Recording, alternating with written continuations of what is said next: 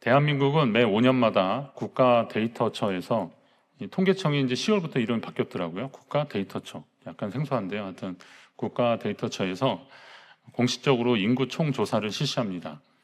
매 5년마다. 그러니까 2020년에 한 거고요. 올해 지난 10월 22일부터 11월 18일까지 한다고 합니다. 그리고 아마 2030년에 이제 또 같은 조사를 하게 될 겁니다. 인구 센서스라고도 하는데 원칙적으로는 조사 대상을 전수로 합니다. 그러니까 다른 인구 표본조사 한 뭐 1000명, 뭐 2000명 단위로 하는 게 아니라 그냥 전국을 전체 한다. 이게 원칙입니다. 혹시 뭐 빠질 수도 있지만 기본은 그렇습니다.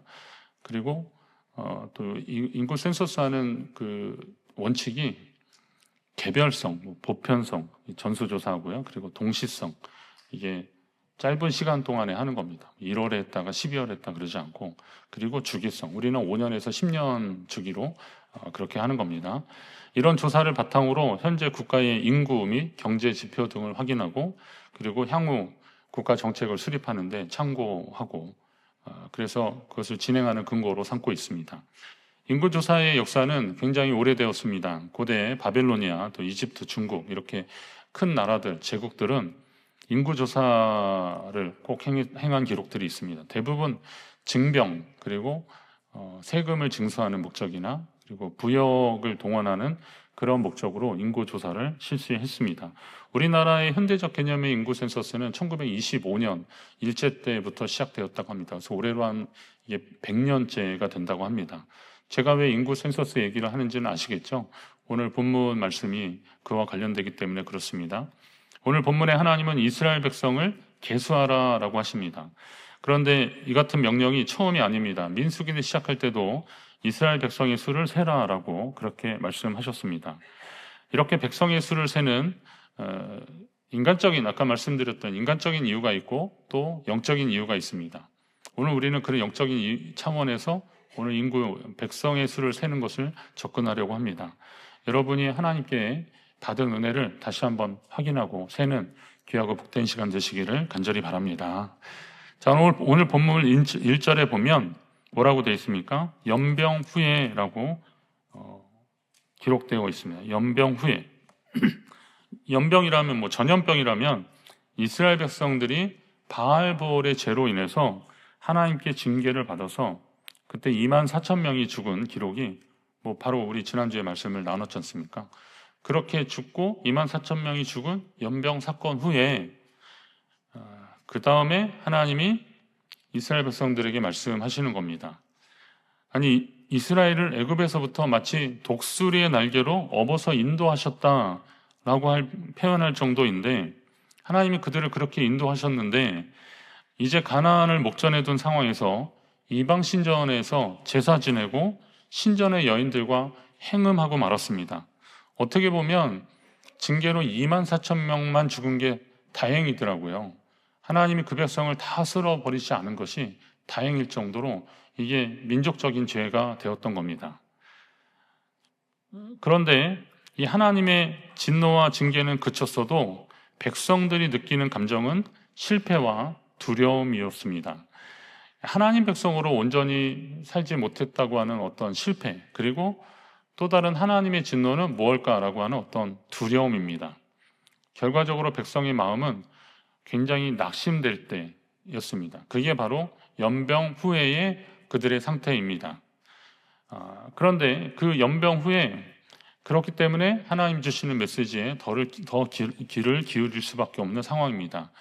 뭐 혼이 나도 더 할 말이 없는 상황에서 하나님이 말씀하실 때 무슨 말씀을 하시는가 들었더니 아주 뜻밖의 명령을 주십니다. 그건 뭐냐면 이스라엘 자손의 온 회중의 총수를 그들의 조상의 가문을 따라 조사하되 이스라엘 중에 20세 이상으로 능히 전쟁에 나갈 만한 모든 자를 계수하라 라고 하십니다. 말씀드렸듯이 이 명령은 민수기를 시작할 때 주신 명령이거든요. 그럼 민수기를 시작할 때는 마음이 어떨 때예요? 약간 설렐 때입니다. 이제 본격적으로 광야 생활을 하려고 할 때 하나님이 먼저 백성의 수를 세라는 겁니다. 그때 제가 민수기 시작할 때 그런 얘기를 했는데요. 하나님께 받은 은혜를 우리가 더 셀 수는 없지만, 다 은혜는 셀 수 없지만 백성의 수는 세라라고 그렇게 했는데, 그때 그런 설교했던 기억이 있습니다. 그런데 그때 여러분 주변에 누가 있는지 한번 좀 보라는 차원일 수도 있거든요. 우리가 지금 얼마가 되고 각 지파별로 얼마가 되고 그런 거 좀 다 보라는 겁니다. 그러니까 막 출발할 때 얼마나 설레는 마음으로 백성의 수를 셌는데 지금 하나님이 다시 세라고 하십니다. 그럼 지금은 또 어떤 의미입니까? 지금은 연병 후회잖아요. 아까 시리, 좌절, 낙심하고 있는 그런 상황인데 하나님이 다시 백성의 수를 세라는 거예요. 결국 이 말은 뭐냐면 하나님이 그 백성을 버리지 않으셨다라는 겁니다. 그렇게 많은 사람들이 죽고 나서 얼마나 시리에 빠졌겠습니까? 우리 이제 어떻게 되는 거야?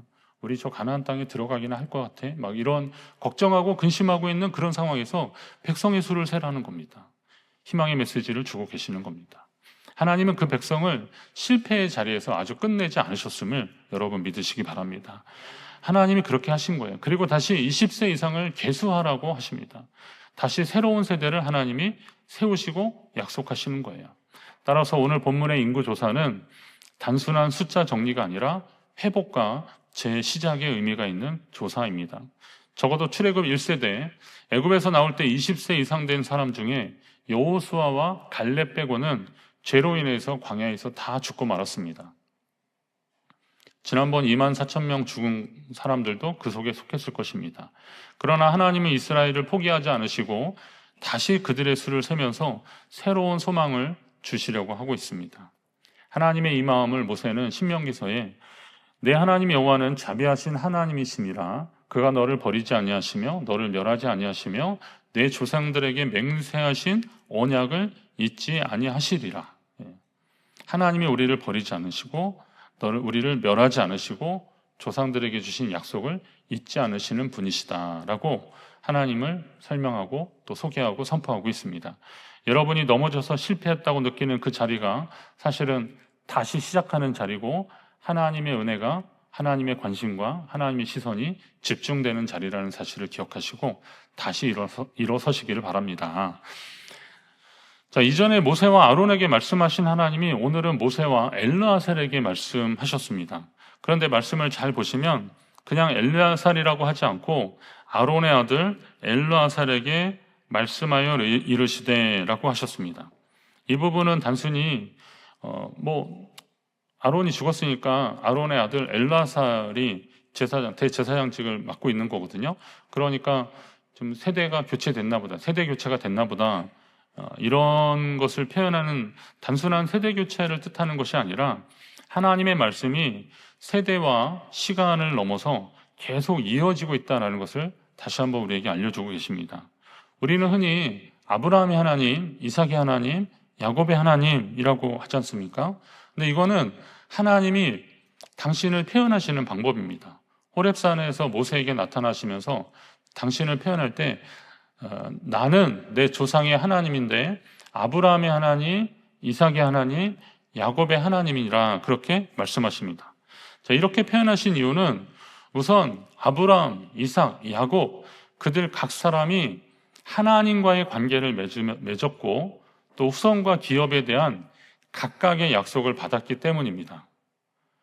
아브라함도 그가 그 가나안 땅을 하나님께 받고 그로 말미암아 너희의 후손으로 모든 백성이 열방이 복을 받게 될 것이라는 약속을 받았고요. 이삭도 그런 약속을 받았고 야곱도 그런 약속을 받았습니다. 근데 같은 약속이지만 그걸 하나님이 계속 강조하실 때마다 그들은 그 하나님을 만나고 하나님을 경험한 기록을 하고 있는 겁니다. 이 말은 누가 나를 대신해서 하나님을 믿어줄 수 없다라는 것도 다른 표현으로 보면 우리가 그렇게 이해할 수 있어야 됩니다. 나를 대신해서 하나님을 믿어줄 수 없습니다. 성인들의 공로 혹은 성인들의 통공이라고 하는데요. 이게 가톨릭 교리인데 요거는 좀 우리가 잘 생각해 봐야 됩니다. 이게 뭐냐면 유명한 성인들이 있는데 이 성인들은 그 성인들의 공로가 있잖아요. 그거를 의지하고 기도하면 그 성인들의 공로가 내게도 나누어진다라고 하는 거예요. 여러분에게 그런 은혜가 임하시길 바란다고 제가 막 그러면 저희의 사상을 약간 좀 의심하셔야 됩니다. 이건 약간 물든 겁니다. 근데 잘 생각해 보세요. 우리가 지금 상식적으로 계속 교회 안에서 말씀을 들을 때 그 믿음의 유산, 상속 이런 얘기는 했긴 했지만 그건 조금 다른 차원의 이야기들입니다. 그러니까 그 공로를 나눠준 게 아닌 거예요.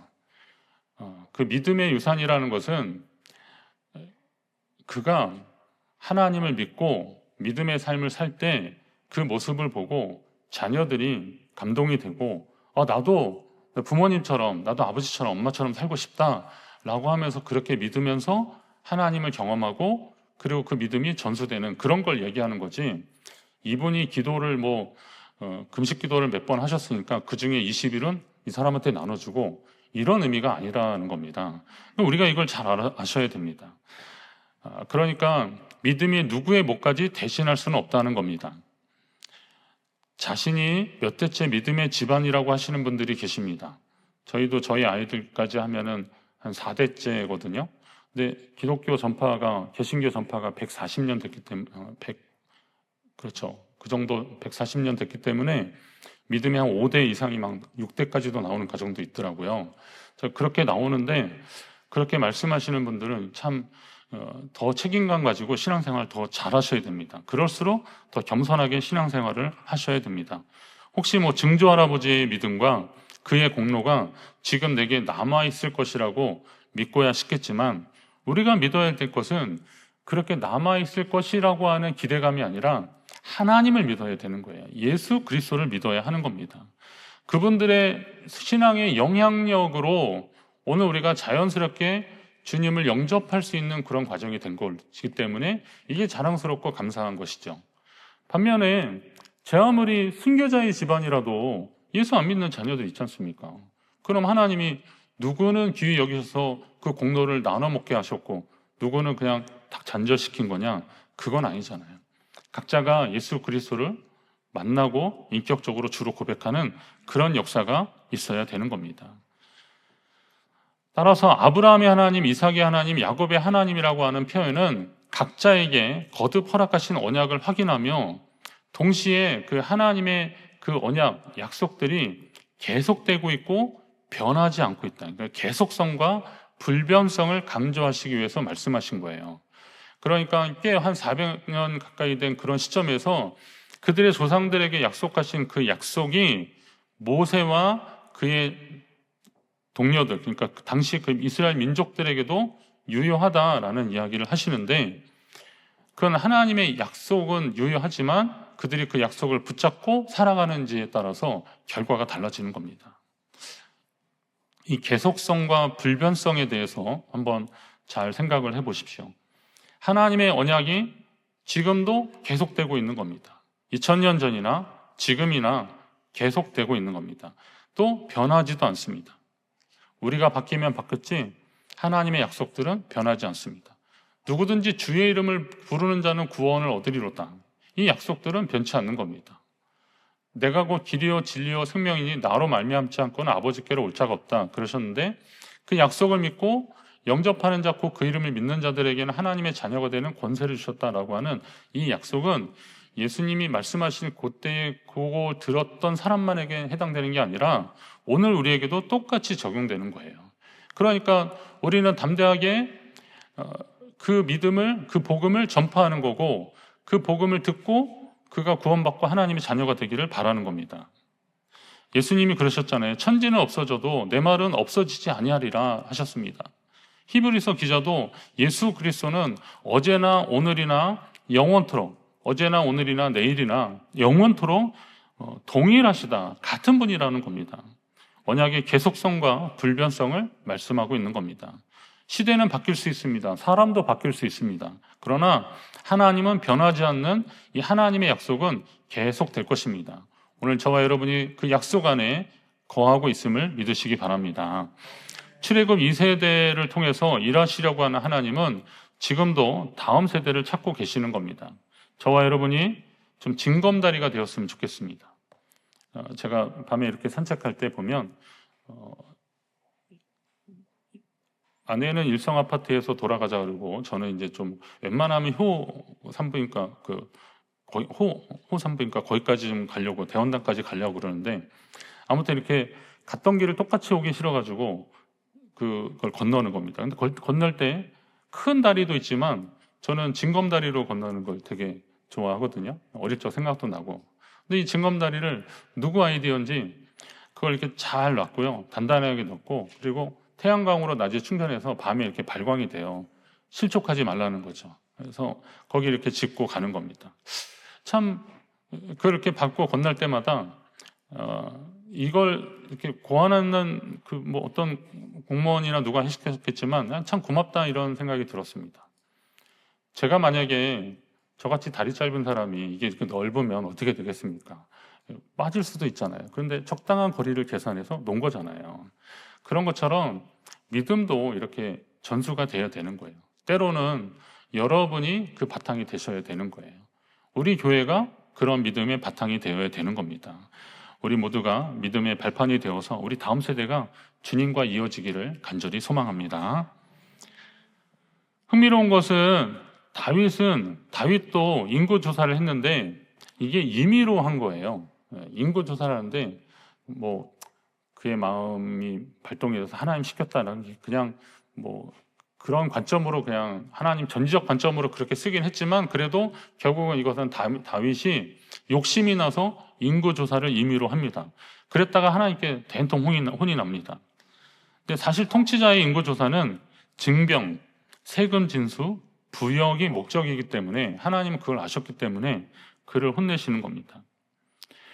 다윗이 어느 날 이렇게 보니까 자기가 주변 나라들을 많이 정복했고 그리고 또 자기한테 조공을 바치는 사람들도 있고 그러니까 내 나라의 국민들이 몇 명이 되는지를 한번 좀 궁금한 거죠. 전쟁을 일으키면 군사를 얼마나 일으킬 수 있는지 궁금한 겁니다. 그리고 1인당 세금을 거두면 얼마씩 거둘 수 있는지도 궁금한 거고 왕궁을 짓거나 곡간을 만들면 얼마나 동원이 될 수 있을지 각 지파별로 얼마나 동원이 될 수 있을지 궁금한 거예요. 그래서 그걸 하라는 겁니다. 그랬더니 다윗의 아주 충신이었던 요압이 왜 이걸 하시려고 하느냐라고 합니다. 말하자면 이 백성이 얼마든지 왕의 하나님 여호와께서 100배나 더하게 하실 것이다. 필요하면 하나님이 100배나 더하게 하실 것이고 그리고 하나님이 도우시고 왕을 승리하게 하실 텐데 필요한 거 공급하실 텐데 왜 이렇게 욕심에 잠겨서 어떻게 이런 일을 왕은 어찌하여 이런 일을 기뻐하시나이까? 왜 이런 일 하기를 좋아하십니까? 라고 충언을 합니다. 그러나 다윗이 무시하고 그 인구조사를 하고 말았습니다. 결국 어떻게 됩니까? 하나님께 징계를 받는데 몇 가지 조건이 있잖아요. 그런데 뭐 자기가 직접 받는 걸 싫어가지고 전염병을 달라 그래가지고 전염병이라서 삽시간에 한 7만 명이 죽고 맙니다. 정신이 번쩍 나서 오르나, 아라우나라고 하는데 그 타작마당에서 하나님께 제사 지내면서 그 징계가 멈춰지게 됐는데요. 이게 이제 다윗이 임의로 인구 조사를 한 결과였습니다. 아주 처참한 결과였습니다. 그러나 오늘처럼 하나님의 명령을 하는 인구 조사도 분명히 있습니다. 그러면 어떤 때는 인구 조사가 용인이 되고 어떤 때는 안 되는 것일까요? 분명한 것은 하나님의 명령을 따라 하는 인구 조사는 문제될 게 없습니다. 하나님이 결정권자가 그렇게 하라고 하신 데는 분명한 이유가 있다는 거죠. 그러면 아까 인간적인 인구 조사는 징병이나 세금이나 뭐 부역하는 그런 목적이라면 하나님의 인구 조사는 과연 어떤 이유가 있을 거예요. 하나님은 사실 그 백성의 인구조사를 하면서 하나님이 그 백성을 얼마나 사랑하셨는지 그리고 그 백성을 보호하시고 인도하셨는지를 그들이 숫자를 통해서 좀 알기를 원하신 겁니다. 두 번째 백성의 수를 셀 때 총 인구를 보니까 60만 1730명이었습니다. 60만 1730명. 그런데 솔직히 이 숫자는 참 놀랍습니다. 왜냐하면 첫 번째 인구 조사할 때 숫자가 60만 3550명이었거든요. 자, 60만 3,550명은 40년 전의 숫자입니다. 그런데 지금 다시 세니까 60만 1,730명. 그러면 이게 숫자가 한 1,820명 정도 차이가 나는데요. 앞전에 죽은 그 2만 4천 명 하면 사실은 더 많은 거잖아요. 그럼 이런 척박한 땅에서 물이 없고 마르고 목마르고 그리고 사나운 뭐 짐승도 있었을 것이고 이방 대적들도 있었고 그랬는데 전쟁도 하고 그랬는데 뭐 요번에 24,000명 죽었습니까? 전에 막 3,000명씩 죽고 막 그랬잖아요. 그랬는데 숫자를 세보니까 조금 줄긴 했지만 1,820명밖에 줄지 않았다는 것은 사실 거의 동수입니다. 동수. 이걸 뭘 의미하는 거겠습니까? 결국 하나님의 보호와 인도하심을 경험했다라는 겁니다. 이걸 돌아보면서 참 신기하다. 하나님이 어떻게 우리를 이렇게 인도하셨나. 그 세는 조건도 똑같잖아요. 20세 이상의 전쟁에 나갈 만한 사람. 원래는 싸움에 나갈 만한데 여긴 전쟁인데 사실 원어적으로는 똑같거든요. 자, 그러면 하여튼 뭐 싸움에 나가든 전쟁에 나가든 창칼을 들고 나갈 사람 20세 이상의 숫자를 셌는데 그때나 지금이나 똑같은 조건으로 셌는데 인원수가 거의 같다면 이건 정말 귀한 일 아니겠어요? 하나님이 그동안 우리를 지켜주셨다라는 겁니다. 오늘 우리의 삶에 하나님이 여러분에게 주신 은혜를 한번 세어보시기 바랍니다. 오늘 찬송가 429장에 함께 불렀었잖아요. 세상 모든 풍파 너를 흔들어. 우리 반주자님 이거 한번 불러주실래요? 정말 이 가사가 은혜롭더라고요. 세상 모든 풍파 너를 흔들어 약한 마음 낙심하게 될 때 내려주신 주의 복을 세워라. 주의 크신 복을 내가 알리라. 여러분 하나님께 받은 은혜 세어보셨습니까? 감사하고 계십니까? 받은 복을 세어보아라. 크신 복을 내가 알리라. 받은 복을 세어보면 주의 크신 복을 내가 알리라. 우리 이렇게 고백했지 않습니까? 그 복이 여러분 가운데 넘쳐남을 믿으시기 바랍니다. 이제는 통장의 잔고만 확인하지 말고 받은 복을 한번 은혜를 세어보시기 바랍니다. 우리 인간적인 그런 세상의 수치에는 민감하잖아요. 뭐 물가가 얼마 오르고 뭐 내 통장의 잔고는 얼마고 투자한 주식은 얼마나 올랐고 뭐 이런 데는 우리 그런 지표에는 굉장히 관심이 많잖아요. 근데 정말 우리가 관심을 가져야 되는 것은 뭐겠습니까? 하나님께 받은 은혜. 은혜 사실 솔직히 다 세긴 어렵지 않습니까? 그렇지만 그래도 한번 되짚어 보면서 하나님 앞에 감사하는 생애가 복된 인생이 될 것입니다. 여러분 그 은혜가 넘치고 있다면 감사하십시오. 그리고 혹시 이전과 비교했는데 좀 부족하다고 여겨지면 그래도 하나님은 여러분과 함께 하셨음을 믿으시기 바랍니다. 지금까지 제 경험으로 보면 현재 얼마나 많이 소유했느냐. 우리는 은혜를 세라 그러니까 뭐 내가 몇 평의 집에 있고 뭐 통장에 잔고가 얼마고 뭐 연금이 얼마 나오고 막 이런 거 자꾸 그걸 다 은혜로만 생각하시는데 물론 그건 은혜긴 은혜죠. 그렇지만 제가 뭐 지금까지 목회하면서 많은 분들의 여러 유형의 분들을 많이 만났지 않겠습니까? 그런데 보니까 소유의 행복에 있는 게 아니라 그의 정체성이더라고요. 하나님 자녀로 인해서 감사하는 거더라고요. 어떤 분은 예전에는 정말 물질이 많을 때는 오히려 이렇게 지출에 민감했대요. 근데 지금은 하나님께 드리는데 감사가 더 넘쳐나고 있다고 그러더라고요. 그래서 많을 때 더 감사하지 그랬냐고 제가 농담으로 그러긴 했는데 그게 잘 안 됐다고 그러더라고요. 근데 그러면 그분이 그냥 고백하는 거예요. 근데 생각해 보니까 그때보다 지금이 더 행복하다는 거예요. 하나님께 참 감사하다는 거죠. 예. 그러려고 하나님이 이렇게 다 정리를 하셨나 뭐 이런 얘기도 하고 그러시는데 아니에요. 어떤 형편이든 어떤 상황이든 하나님을 경험하고 하나님 앞에 감사할 수 있다면 그게 은혜입니다. 뭐 세상적으로 남부럽지 않게 잘 될 때도 그때 하나님을 만날 수 있는 거고 어려운 가운데도 하나님을 만날 수 있는 거잖아요. 그런데 그의 소유가 그를 행복하게 하는 것이 아니라 그가 하나님 안에 있느냐, 우리 주님 품 안에 있을 때 우리가 안식을 얻고 힘을 얻는 것처럼 하나님이 그런 은혜를 우리에게 주실 줄로 믿습니다. 하박국 선지자 유명한 고백이 있지 않습니까? 비록 무화과 나무가 무성하지 못하며 포도나무에 열매가 없으며 감람나무에 소출이 없으며 밭에 먹을 것이 없으며 우리의 양이 없으며 외양간에 소가 없을지라도 나는 여호와로 말미암아 즐거워하며 나의 구원의 하나님으로 말미암아 기뻐하리로다. 즐거워하고 기뻐하는 거 누구 때문이라고요?